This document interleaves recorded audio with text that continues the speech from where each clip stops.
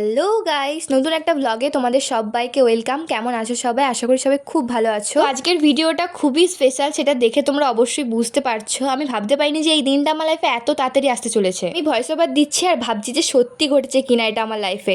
তো থাম্বনেল দেখে তোমরা বুঝে গেছো অবশ্যই যে আমরা বড়মার কাছে গেছিলাম। তো বড়মার কাছে আমি কিভাবে গেলাম ডিটেলস আজকে বলবো সবটাই তোমাদের। প্রথমেই বলি যে বড়মার কাছে গেছিলাম, কিন্তু আমরা একদম সকাল সকাল, তাও কোনো লাভ হয়নি। প্রচন্ড বড় লাইন হয়েছিল। একবারে বড়মার মন্দির থেকে পুরো গঙ্গা নদীর কাছ অবধি, ওখানে কিন্তু একটা গলি গেছে, ওই গলির ভিতর অবধি।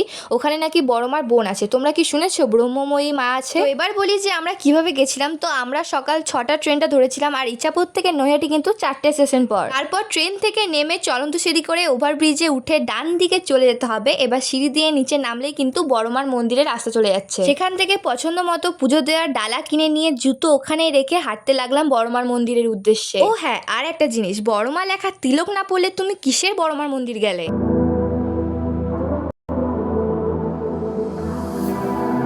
I can feel your body resting on my chest. I guess that my shoulder is all you get. When you moved around, yeah, that's where it all felt. আমি ভেবেছিলাম আমরাই হয়তো প্রথম, তবে সেই ভাবনা কিন্তু কিছু সেকেন্ডের জন্য ছিল। এত বড় লাইন দেখে আমি তো পুরো অবাক হয়ে গেছিলাম। যেহেতু একদম শেষ অবধি লাইন হয়েছিল, তাই ভাবলাম যে চলো তাহলে গঙ্গা মাকেও একটু দর্শন করা যাক। আর মন্দির খোলার সময় ছিল কিন্তু 8টা, বাট সেদিন খুলে গেছিল 7টায়। গঙ্গা মাকে দর্শন করে এসে দেখি লাইন কিন্তু তত্তর করে এগোচ্ছে।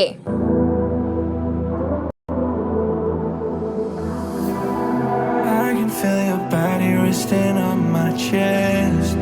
I guess that my shoulder is all you get.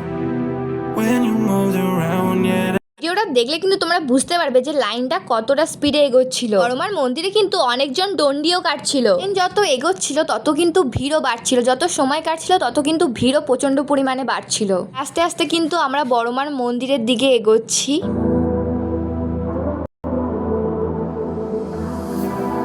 অবশেষে অনেক সময়ের অপেক্ষার পর আমরা অবশেষে মায়ের মন্দিরের মধ্যে প্রবেশ করলাম। মায়ের মন্দিরের পরিবেশ দেখে তোমরা বুঝতেই পারছো যে কতটা পরিমাণে ভিড় হয়েছিল। আর এখানে কিন্তু 8টা রেলিং ছিল, 8টা রেলিং ক্রস করে আমার কাছে যেতে পেরেছিলাম। ওই যে দৃশ্য এখনো পর্যন্ত আমার চোখে ভাসছে, যে আমি বড় মাকে দেখেছি সামনাসামনি। আর এখনো বিশ্বাস হচ্ছে না যে আমি বড় মাকে দেখেছি, মানে আমি বিশ্বাসই করতে পারছি না যে আমি বড় মাকে দেখেছি। ভালোভাবে মন ভরে পুজো দেওয়ার পর আমরা অবশেষে বাইরে বেরাই। তোমরা যারা বড় মার কাছে যেতে চাইছো তো অবশ্যই একবার হলেও ঘুরে আসো। বড় মার কাছে গেলে কিন্তু মন খুব ভালো হয়ে যায়। ভিডিওটা যদি তোমাদের কোনোভাবে সাহায্য করে, সো লাইক, কমেন্ট, শেয়ার করতে ভুলে যেও না।